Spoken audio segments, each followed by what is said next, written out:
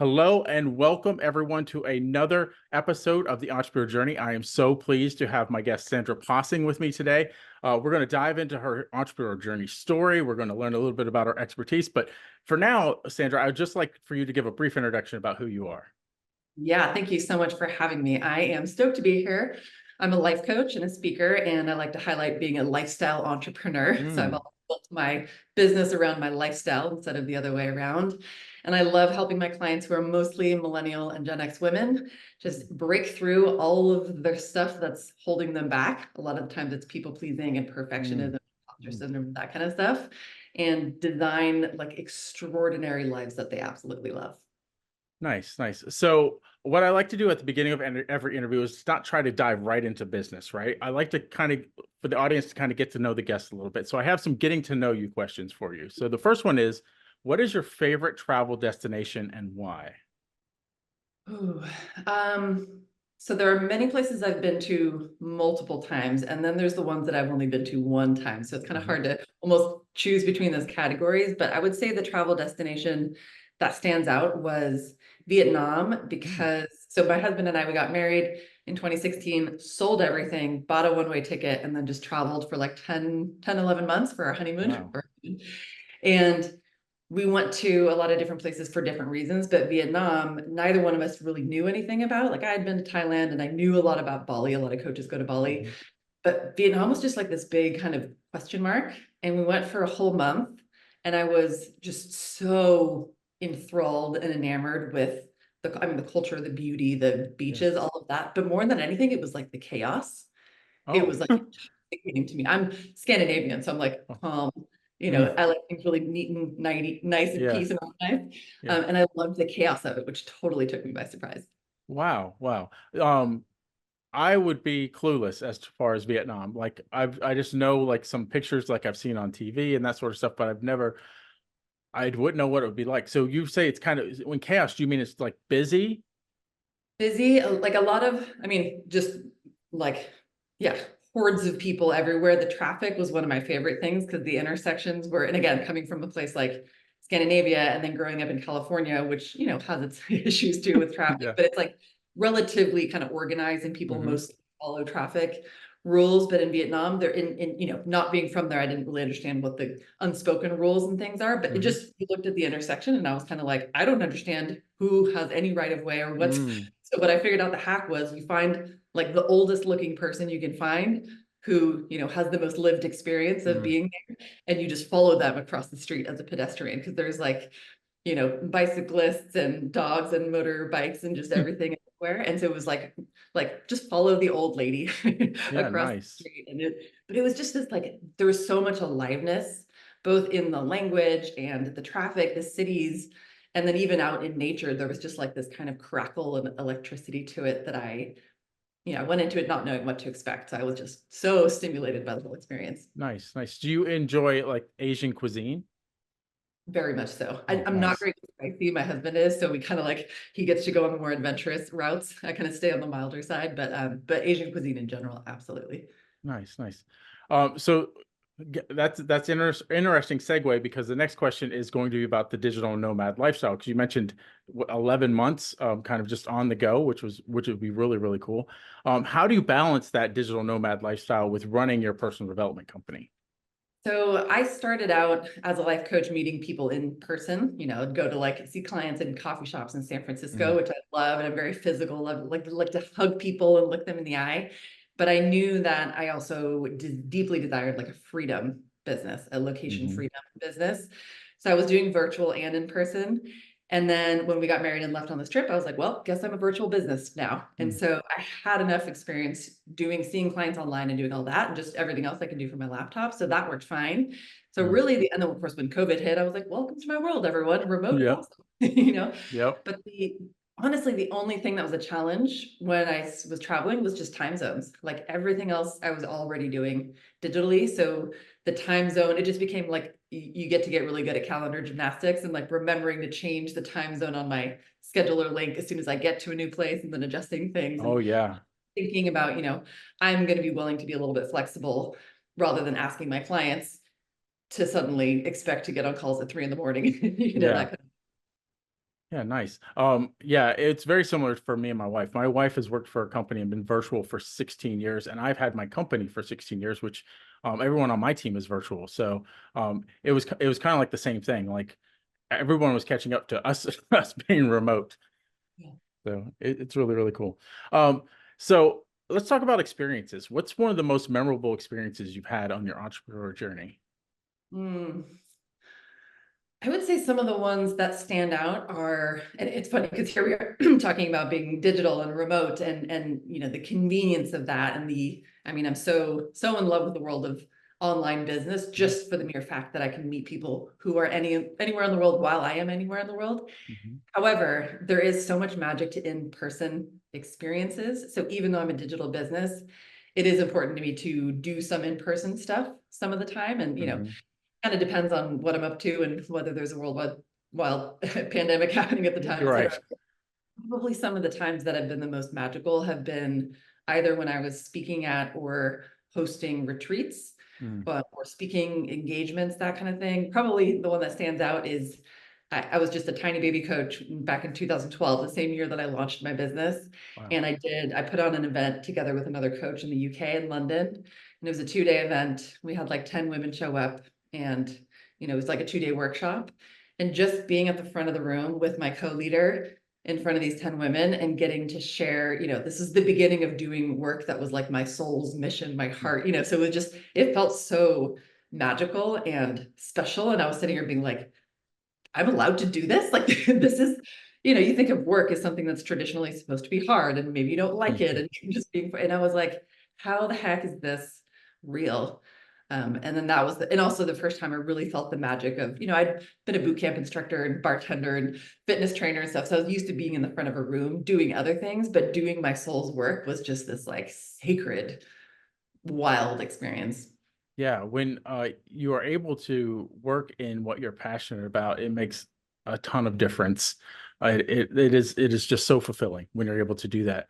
Um, I think there, and I like that you bring up the in-person experience too, because so many people are virtual now that we've kind of taken that for granted almost when you can be in person. It's just such a different feeling, such a different intimacy, right? And I love when I run into either clients of mine or people that I've talked to online and I see them in person. It's just, wow, it's just almost a surreal feeling, right? 100%. And I mean, even like retreats are one of my favorites because you get maybe an extended amount of time, a day or a couple days, or even if it's like a week long, that kind of thing. And when you deepen your connection so much when you're in, I like events that, you know, it's not just like you're hanging out for 4 days at the beach or Mhm. something, which is great, but like it's a container that's very intentional and it's Mhm. guided, even if there's a lot of room for free flowing things and spontaneity. It's like some sort of guided intentional experience, whether I'm hosting it or attending. Mhm. Those kinds of experiences are some of the ones that tend to be the most profound and the most like transformative and also just the most exhilarating, I think. Yeah, because at the heart of it is growth, right? Yeah, So everyone's growing together, and that's a great feeling. All exactly. right. The next question is our standard question. It's the fill in the blank question. I ask every entrepreneur fill in the blank question, and your fill in the blank question is: entrepreneurship is the vehicle through which I blank. Entrepreneurship is the vehicle through which I expand my consciousness. Oh, okay, nice. Good. Speaking of expand, can you expand on that? Um, you know, I think entrepreneurship is it's the like, yeah, consciousness expanding, deeply transformative personal growth development journey that you don't realize you're signing up for until you're on it. You Mm-hmm. know, like when it took me forever to figure out what I wanted to be when I grew up. And when I finally found the world of coaching, I was like, yay. And I got trained and I was like, I'm a life coach. And then it took me a hot second to realize that, oh, this also means that I'm a business. Mm-hmm. Like I have to run a bit. I knew absolutely nothing about business, nothing about sales, nothing about marketing, just nothing. I knew how to be a great coach. Yeah. And so then I was like, well, okay, so now I have to go learn all of that and started hiring mentors and signing up for masterminds and learning. Um, but then it's, you know, it's not just learning a new skill, especially when you're selling and marketing something that is like, you know, not just this plastic widget over here. Mm-hmm. It's me. It's my Mm-hmm. brand, which is me. You know, Yep. and so part of the reason I do what I do is because I struggled with self-worth myself. And so here I am selling this service that's very personal because it's me, it's my soul, it's my my mission. And so that was a whole journey of learning to kind of not take things too personally, and also learn to self-promote when that kind of goes against so much of my own conditioning, and not bragging and not, Mhm. standing out and all these things. So it's like, I think kind of regardless of where you end up though with entrepreneurship, it's like guaranteed growth. I imagine Mm. that's what parenting is like too. I'm not a parent yet. I'm 4 months in, I'm pregnant right now. Oh, well, On my way. congratulations. But I always look at parents too, and I'm like, that's probably the other biggest personal development journey other than entrepreneurship. Yeah, well, there's two things that I want to get into based on what you just said there. I'm glad that I asked you to expand because you've been a coach for a long time, and I'm sure there are plenty of new coaches that are listening. So they probably have that same realization. I just wanted to be a coach. They didn't realize, oh, I also have to be a business owner, right? So they have to go through that learning curve as well. They may be very good at what they coach, but they have to go through that learning curve of knowing, okay, I also have to either hire someone to help me market, or I have to learn how to market my business. I have to learn how to run the operations of my business, the systems and all of that pieces. So if you want to touch on that, and then we'll talk about the other thing.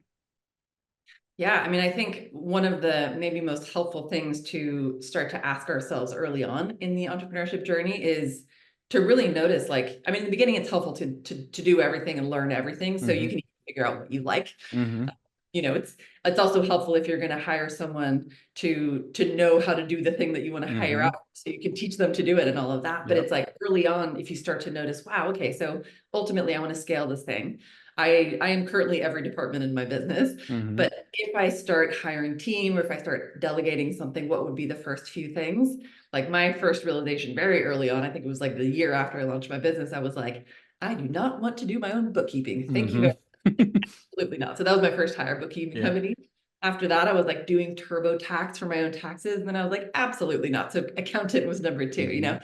And then I started looking at things like VAs and other things. But just being really honest with ourselves, I think, is crucial. Like, what am Yep. I good at? What do I actually like? Mm-hmm. And then there's plenty of room for, well, I'm not good at this, but I want to learn it. I Mm-hmm. wasn't nothing about sales and marketing, but I wanted to learn sales and marketing. And I've really enjoyed learning more and getting better at both. And I will continue to do so.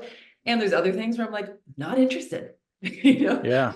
not interested in being an expert. And I'm so happy to hire experts to do the thing that they are brilliant at and they love. And I'm like, I love that for you. I can't understand at all why someone would love that, but I'm so glad that you do. Yeah, and so you were able to focus on the things that you loved more. Yes, we all as entrepreneurs are going to have to go through times where we have to do the things that we don't necessarily like to do for a period of time until we feel comfortable handing it off, or something else happens, right? To where we don't have to do that anymore. But it is I just want to point out that if we can focus on what we love, the more that we can grow our business, and let the people that do well in the other things focus on those things, and the more everything grows. So I'm such a believer too that the more so I work with a lot of folks who are not entrepreneurs, who it's like their whole life is dedicated to doing things that they think they should be doing based on who they think they're supposed to be. mm, So, day to day, most of their days are spent on things that are draining, things that mm-hmm, feel like boring obligations. It's a lot of like adulting. mm-hmm, And with a lot of them, I can't necessarily ask them just to quit their job and move to like, Hawaii and live on the beach and play volleyball all day. However, I can ask them which of the things that you're doing all day aren't actually important, or could you mm-hmm, delegate, or could you turn down the dial on, so that you can just find like a few little moments of things that you actually enjoy. Like I've had corporate clients who thought they needed to quit their job or like get a different role or start their own business, when really they just needed to start painting on the weekends. mm. And then they're like, oh, I've just rediscovered this passion of mine. It gives me so energizing. It's like I've created this whole like unlimited energy resource I didn't even know I had. Mm-hmm. Yeah, yeah, that is awesome. I forgot the second thing that I was going to ask you, so we'll just move on. That was great. So now I want to know more about your story, and I'm sure the audience wants to know more about your story. So I heard a little bit about it. You started your business in 2012. What led you to start your business? And kind of take us from that journey in 2012 to where you are now. Yeah, so I spent a lot of I grew up always loving self-help. Like I was stealing my mom's Chicken Soup for the Soul books off her Mm, shelf, and the Celestine Prophecy, I remember, was the first book that I was like what is this whole kind of like metaphysical, mystical other world that I Mm, didn't, I knew like religion and then non-religion. I didn't really mm, know spirituality. So that was kind of my intro to the space. mhm, However, I had no idea that coaching was even a profession. I was mhm, vaguely aware that, I knew you could be a writer and write books, mhm. like Super the Soul. I knew you could be a speaker, but my idea of speakers, the vision I had of speakers was these like cheesy 80s, conference, like sad conference rooms with no windows, with some guy with like slicked back hair A being suit like and a all tie. motivational. There's some poster on the world on the wall of somebody like at the top of a mountain with their hands up in the air. And I was just like, that's just Mhm, so cheesy. Like, that's not mhm, me. mhm, And so I kind of found my way. I bounced around a lot. I, kind of dipped my toe in a few different industries. I worked with startups because I liked being around smart, innovative, get kind of like challenge people who were challenging the status quo. I didn't mhm, realize I wanted to be an entrepreneur. I just was drawn to them. And then eventually I found fitness, which was like, I love fitness. And I was like, you're going to pay me to work out? Okay, sign me up. So I did that yeah. for a while. I bartended, which helped me realize that I love sitting across from people. I love Mhm, listening. I love talking to them. I also like being on stage. I like holding court, so all these things were mhm, little cues. But again, I had no idea that coaching even existed. I knew there was sports coaching, but that was about it, and therapy.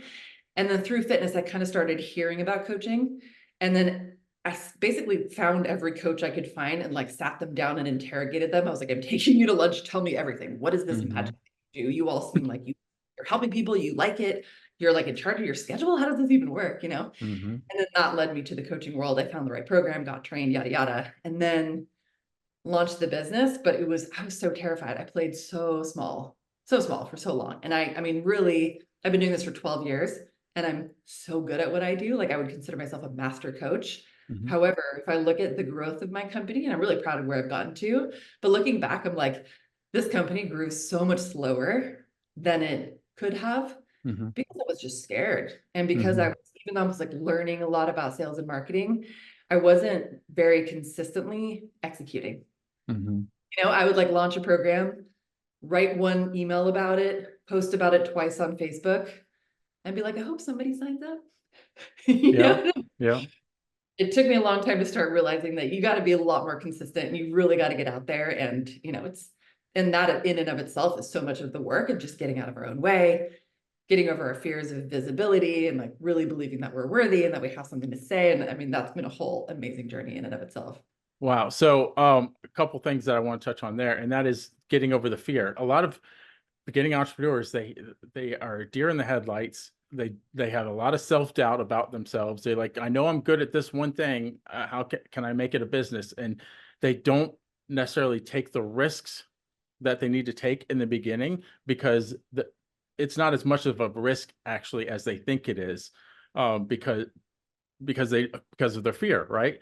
Um, so if you could just talk about a little bit more about that. Yeah, I mean, I think it's one of the most exciting and rewarding parts of being an entrepreneur is the fact that we get to take risks, Mhm, like I said before, like I'd say probably maybe like 60 to 70% of my client base has always been non-entrepreneurs. So whether that mhm, be corporate folks or like stay-at-home parents, or they're doing things that are not, their own businesses. And while I believe that all humans can take risks, in our lives in different mhm. ways, like entrepreneurship is inherently risky every Yeah, step of the way. Like you are yeah. relying on yourself for in most of our cases, our own health insurance, our like putting food on our table, all those things. And then anything that's a business where you need to sell stuff, unless you have a sales team and unless you're doing all like paid ads in without your face or something, most of it is vulnerable. And especially in a Mhm, business like mine, where again, it's like, it's a brand, it's you're marketing yourself. And so there's so much like in terms of the vulnerability piece of you're risking rejection, you're risking failure, you're risking failing very publicly, mhm, risking, most of my fears were, it was like I was afraid to be visible because it was less that I didn't want people to see me. It was more like I didn't want to try because if I tried and failed, it would be visible and then I mm, would feel disappointed and embarrassed. And then on the flip side, I was scared of being too visible because I didn't want to be annoying because I was such a people pleaser that I was like, if I post about whatever this thing is too many times, people are going to get irritated. And then when in reality, it's like most people don't see most of your stuff anyway. yep, yep, Most people who will buy, who are the perfect fit for your thing, need to see it like 10 or 12 times mhm, before they even like click to buy. yep, yep. I love how you touched on also the consistency. A lot of entrepreneurs don't realize that they have to be consistent. It's the compounding activities, doing things repetitively over and over again that builds the momentum that gets to success. So I'm glad that you touched on that as well. It's such a gift that like giving ourselves the gift of consistency, even though it's not sexy and it can be boring, it can be hard. It totally is. I mean, if we think of it as compound interest, then we think about how powerful it is. Like even just literally today. So I'm in a mode right now where I'm really committed to social media as one of like podcasting and social media are kind of the two things I'm focusing on. And I've realized like I actually love writing on social media. I love videos, but I've been so inconsistent. So my new challenge to myself is to write something every day. It's either a newsletter or it's a Facebook post or it's an Instagram post or it's, you know, a quick thing on Threads, whatever it is, but it has to be one thing. And instead of doing it like at the end of the day, if I have time, I challenge myself to do a first thing. Yeah, nice. And just to, cause literally just putting in the reps, like going to the gym, just show up at the gym, even if I'm not in the mood, Yep. even if all I do is sit and pedal slowly on the bike, you know, but at least Yep. I'm showing up so that I'm in the habit of showing up, and exactly what I'm trying to do for writing right now. Yeah, I love that you just gave that reference of fitness because it is so much like fitness. If you and a lot of it is just first the most difficult thing is going to the gym, right? Is getting started. The exercises aren't that really that hard. It's just getting yourself to the gym. So entrepreneurship is very much the same way in doing those consistent actions. Just get started, and it'll start to flow.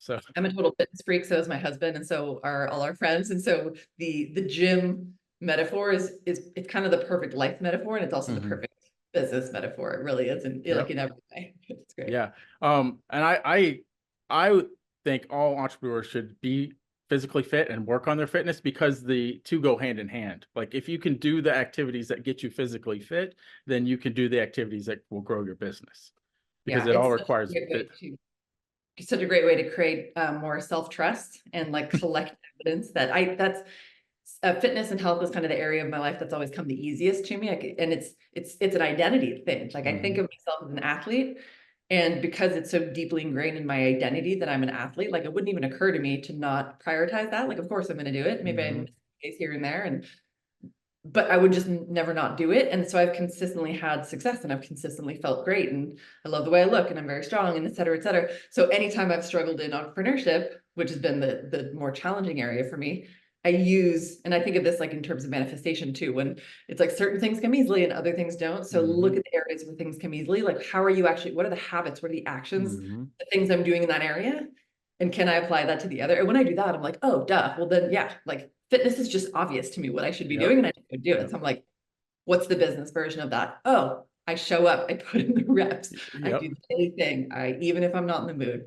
Yeah, it's more simple than a lot of people make it out to be. They make this big difficult idea in their head, and it's really just about what you said. It's about showing up, doing the reps, doing the right things. Right there, you know, make another fitness reference for you want certain results. So if you're trying to lose weight, you're trying to do certain exercises. If you're trying to get shaped, you're doing different exercises. So knowing what your goal is, right, and then doing the reps that are right for that goal, right? 100%. I mean, there's a million, just like in fitness, you could go to a million different kinds of studios. You could do yoga, Pilates, CrossFit, whatever.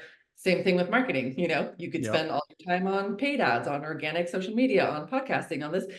And there's so many shiny objects to get distracted by. And there's a million mentors out there who are going to tell you that their way is going to be the thing that, so it's like same kind of deal. Yes, I think we get to experiment. We get to see like what actually, like with marketing too, like what's an integrity with me, what feels good, what actually is aligned, but also more than anything, what am I optimizing for? Am I optimizing for visibility? Do I just want to get in front of more people? Do I want to grow my audience? Am I optimizing for sales? Am I optimizing for whatever it is? And so it's like, once we have that more clear guideline, then otherwise it's like walking into like a 24-hour fitness and just kind of wandering around and be like, what am I in mood for today? I guess I'll use a thigh master machine. Yeah, and that's a good segue to, you mentioned mentors, finding the right mentor for the goals that you have, right? Because it's like finding the physical trainer. You want the type of physical trainer that's going to take you to the goals that you have. So yeah, really, really good. I kind of want to rewind way back to something you said a few minutes ago, and that was you pulled these coaches aside and just got them to pour their knowledge out onto you. And I think that is another fear thing that people have as beginning entrepreneurs, is they are afraid to go ask these people and to get their knowledge, right? So, um, whatever you want to do, I'm a big person on connections and relationships. Find someone that is doing what you want to do and pick their brain. If they ask you to pay for it, you should probably pay them for it, because their knowledge is valuable. They will get you to a point that you want to get to, because they have already been through what you're probably going to go through. So, Yeah, there's so many different ways to go about it. I'm a big believer too. I think another little like trap to try to avoid as an entrepreneur is everybody has an opinion, and a mm, lot of people who want to share their opinion with you in the beginning is going to be family and friends, many of whom mhm, might not understand your goals or dreams or desires or journey at all. You know, like mhm, if you're an entrepreneur or you're a new entrepreneur and you're surrounded by family and friends who have only ever worked 9 to 5s, and they come from generations of people who have only ever worked 9 to 5 jobs, or, you know, blue collar or whatever it is. And then you're like, I'm going to be a TikTok influencer, or I'm going to be a blogger, I'm going to, you know, do this thing. And they don't even know what that means. And they're going to be like, okay, sweetheart, tap you on the head and be like, mhm, that's crazy, you know, go back and get a normal job. And so my rule for myself all along has been basically, well, I'm like not a fan of unsolicited advice. I find it pretty annoying. However, if somebody has what I want, mhm, I will so gladly take their advice. I will seek it out. I will pay for it. I will do whatever I can to be in a like room with them. mhm, And when I get advice from all the people who very enthusiastically offer it, but it's just not relevant for me, I've sort of trained myself, and I'm always working on being like kind of graciously receiving it, but just not mhm. listening to it, you know? Yeah. But I don't need to waste time like debating with them and trying to convince them like, no, this is the right thing for me, because they don't need to understand, and they probably won't. So I can instead just say something like, thanks so much for sharing your, or like, thanks for the feedback. Yep. Yep. There's a nugget in there too about surrounding yourself with the right people, right?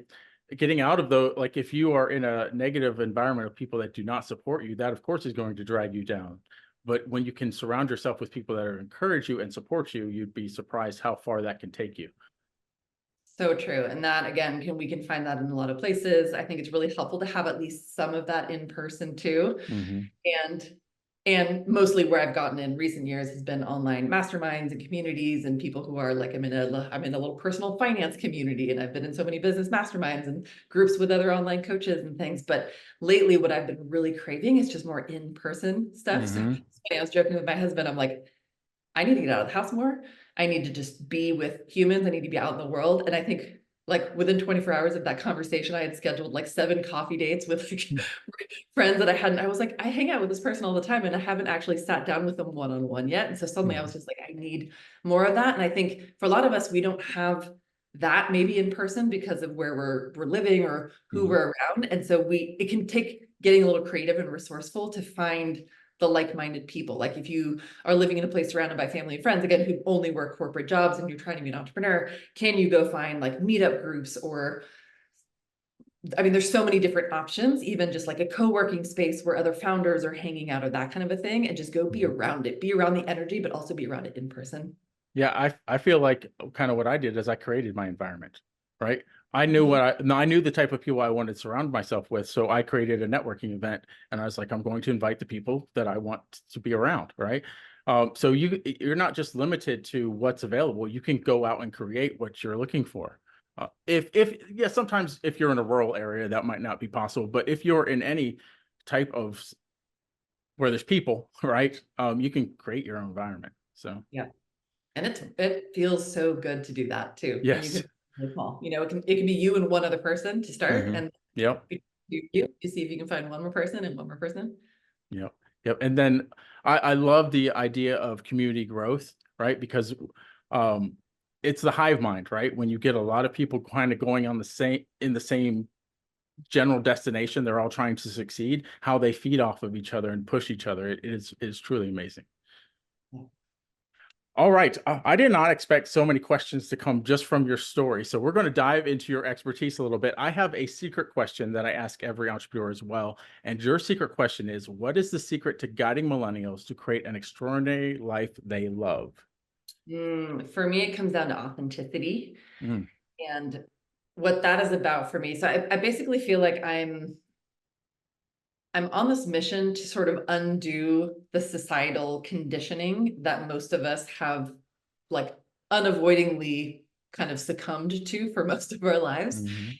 Every now and then I come across someone who really has like genuinely lived very authentically their whole life, but it's so rare, you know? Mhm. And when I find those people, I'm like, tell me about your parents, tell me about your caregivers, tell me about who raised you, because whatever you have is rare and magical. Mhm. Because most of what I've seen, you know, and I'm working with people mostly in the US or Western Europe, who have mostly grown up in kind of like a Western thinking society where we Mhm. have, there's so much, like you look at more at other countries or other cultures that are a little bit more like in the collective, more indigenous styles, where it's like we the collective, where it's very, you know, like it takes a village kind of thinking. Mhm. So much of what my clients and I have grown up with is this like individualist, like you got to prove yourself, you got to make your Mm. parents proud. And so a lot of it is it's kind of following like the classic American dream, which Mhm. love where that came from with, you know, immigrants and doing all of that. But what it's turned into in a lot of ways is this like long list of shoulds. And Mm. it's like, here's what you need to do to prove that you are a worthy human being. Mm. And so, so many of my clients, many of whom, like you said, are millennials, they'll come to me and they're like, they can kind of hand me this resume of their work and life, and it looks really good Mhm. because they've spent their whole lives trying to make it look really good. Mhm. There's been such a focus on achievement.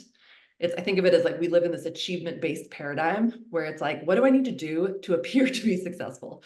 What do I need to do to make people think that I'm a good person? And so, Mm. so much of that is like, you know, it's going to the good school and it's getting good grades and then it's getting a good job. And like good in all these cases is kind of like either what your parents think would be good or what would your parents would be proud to tell their friends about. Mhm. Very little of it has to do with like, what the hell do you actually want? Mhm. So I get all these people, you know, and being near San Francisco, I get a lot of like San Francisco high achieving, Mhm. very high performing professionals and entrepreneurs who are just like so career obsessed, which is amazing. And there's a lot of parts of that that are very admirable. But through the process, they have lost themselves. Mhm. So here they have these shiny lives and careers, and they come to me and they're like, I am not happy. What is wrong with me? I should be grateful. Look at my life that I've created. And like they're miserable and they don't Mhm. understand why. And so then we kind of start untangling what's going on there. And we realize like none of the stuff they chose is bad or wrong. It just wasn't authentic to them. It And so wasn't then what filled their bucket. yeah, so then we just start, it's basically this like soul excavation where you start digging down to like, well, what do you actually want? And then if we dig back even further, most of that comes down to like, who are you really? Mhm. And so a lot of the work I do is around identity. I think of identity as past, present, future. Their past is like who you've been thinking yourself, who you've Mhm. believed yourself to be up until now, which is mostly unconscious. It's mostly based on our, you know, our fears, our traumas, our conditioning, our childhood programming. And so much of that is Mhm. just on autopilot. Yep. Some of it's a great fit and a lot of it is not. So we can kind of like untangle that and then we can dig deep and like, who the heck actually am I? What do I care about? What are my values? What are my passions? What's my purpose? All of that. And then also like, but who do I want to be? Mhm. You know, even if I'm showing up really authentically now, like what's the next level version of me? How do I step into my power? What's the most empowered, like in my kind of leadership version of me, like the aspirational future self?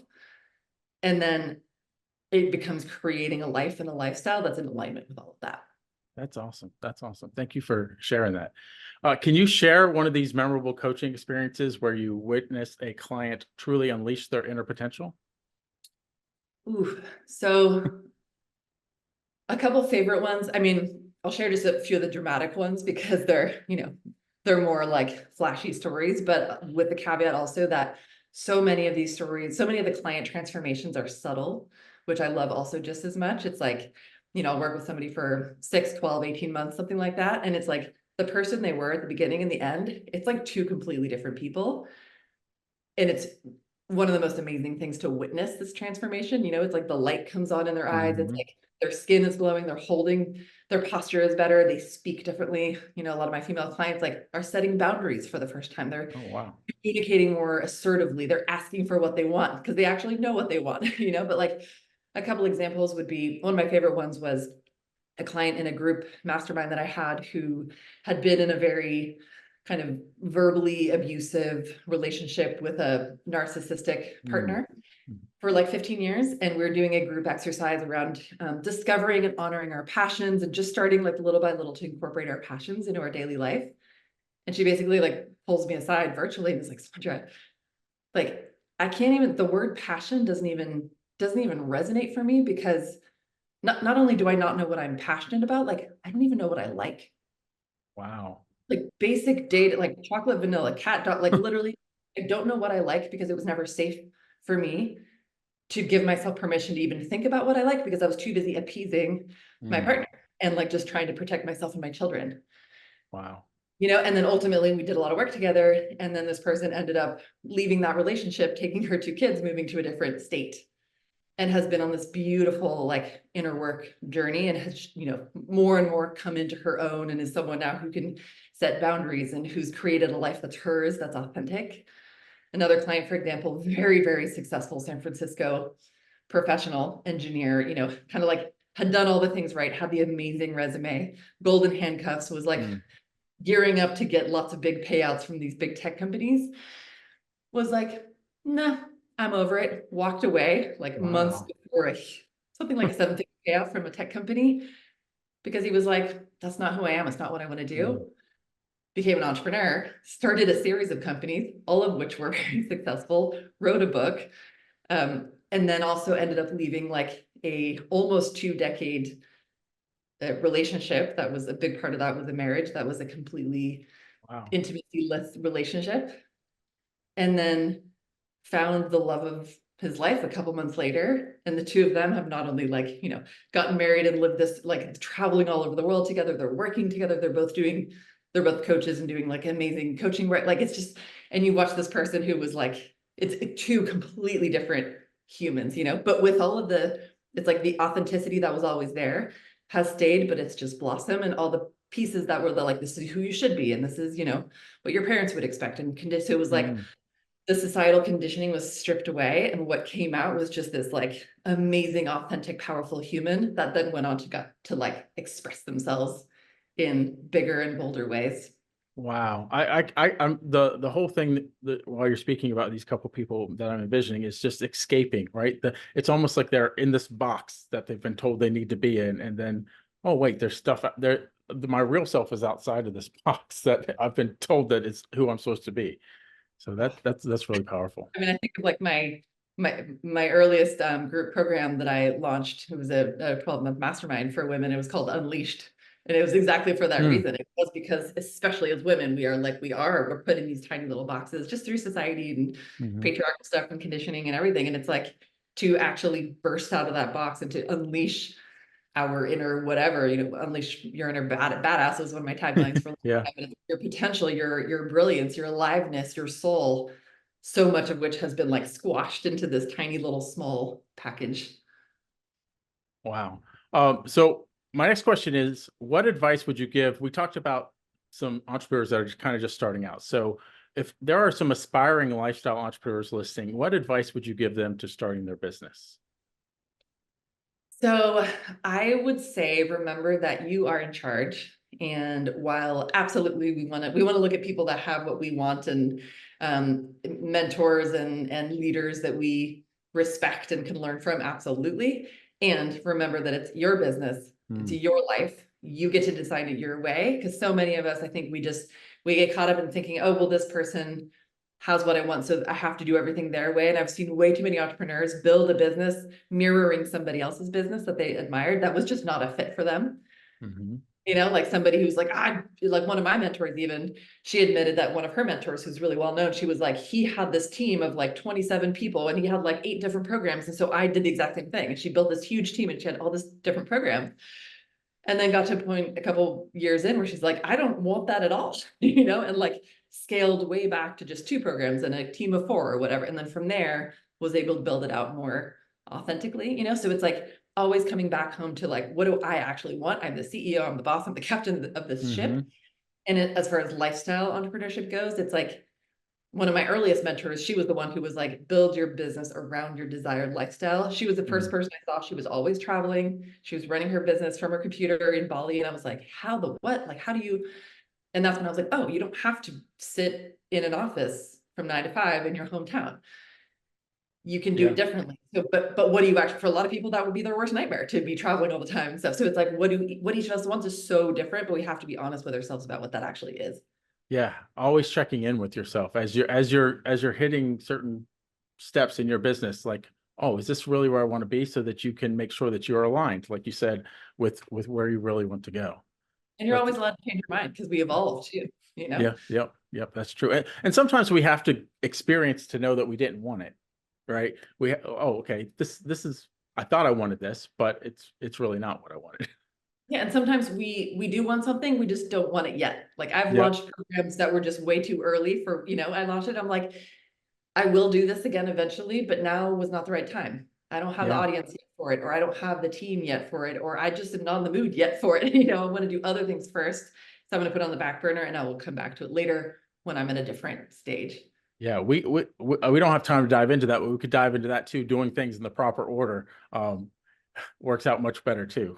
So, so thank you, Sandra, so much for this interview. It has been truly amazing. Where can people find out more about you? So I am so easy to find. There's only one of me. I can thank my family for a unique set of a name combination, but I'm at Sandra Possing on all the social medias. SandraPossing.com is my website. I have a what's it called, a podcast too. It's called Oh Hi Self. It's all about bringing you back home to yourself. So Nice. a lot of things under the personal development umbrella. A lot of solo episodes and a lot of guest episodes there as well. Nice. So we'll put all those links. If you're listening to this on an audio podcast, those will be in the show notes. If you're watching this on YouTube, it'll be in the video description. If you're watching this somewhere else, it may be in the comment section. Wherever you're watching this, there are links to connect with Sandra. And thank you again, Sandra. I ask one last question of every entrepreneur because I always feel like there is something left unsaid often in an interview. Like the guest was like, I really wanted to share that. So this is free form. The question for you is, what parting words of anything would you like to pass on to the entrepreneurs watching? I want to say what's coming up for me is self-trust, because there's such a big tendency for us to not trust ourselves. Mm. And even though a lot of times we may follow some intuition we have, and then we quote unquote fail, or we try something that doesn't work maybe the first time, there's so much merit, I think, in coming back to it and daring to trust ourselves again and again, because the more we do, the more we also grow that trust muscle, and we learn what works, and we learn, what we want and what we're good at better. So just continue to come back to that, like, yes, learn from outside resources, but then come back home to yourself, really tune in. And sometimes we have to slow down and get quiet, and sit for a while to hear the inner guidance. But I really do believe that it's there, and we get better and better at hearing it over time. Yeah, I just love that word, self-trust, because that helps you conquer the fear. 100%. Yeah. Thank you so much for sharing that. If you have found this podcast valuable, subscribe to it wherever you're listening to or watching this podcast. And until next time, entrepreneurs, keep moving forward. All right.